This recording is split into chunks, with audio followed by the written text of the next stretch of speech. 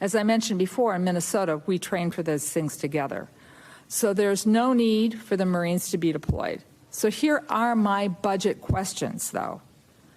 What is the current cost for what is taking place in California, and how is it going to affect this budget or the budget we're currently serving under? How much are these deployments going to cost for both the Marines and the National Guard?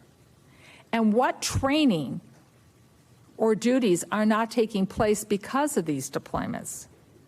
Where in your limited budget, sir, are you going to find, in the remainder of this fiscal year, are you going to pull the money to cover these deployments? What holes are being created?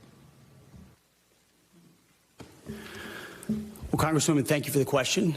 You are right. We are both originally from Minnesota, which is why I recall 2020 quite well, when Governor Walz abandoned a police precinct and allowed it to be burned to the ground, and also allowed 5 days of chaos to occur inside the streets of Minneapolis.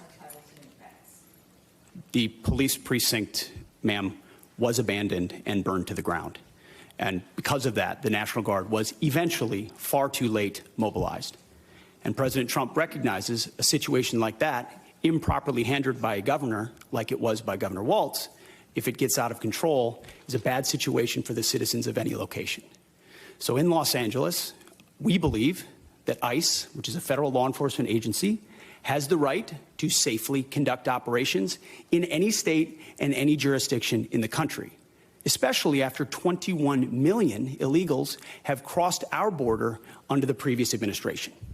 ICE ought to be able to do its job, whether it's Minneapolis or Los Angeles. I have limited time. I asked a budget and they question. Are being, Could the Secretary please address the budget? Thank you. You asked about the situation in Los Angeles, and we believe ICE agents should be allowed to be safe in doing their operations, and we have deployed National Guard and the Marines to protect them in the execution of their duties, because we ought to be able to enforce immigration law in this country, unlike what Governor Walz did in 2020. There are 17,000 LAPD, you mentioned that. There would be 18,000 if not for the defund movement that folks like Gavin Newsom and Karen Bass have implemented. The police chief said she was overwhelmed, if the Secretary's not going to ask the budgetary questions, I will yield back my time if the Secretary refuses to answer the budgetary questions I put before him. They're important.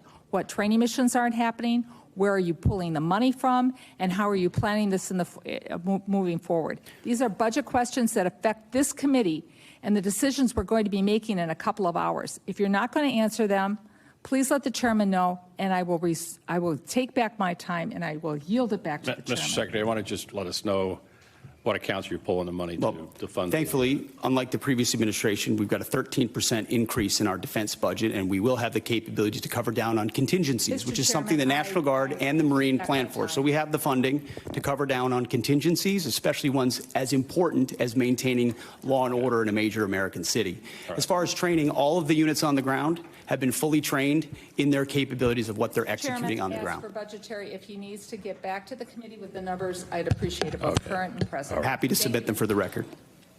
We thank you for watching, and remember, stay updated on breaking news and top stories on the NBC News app or watch live on our YouTube channel.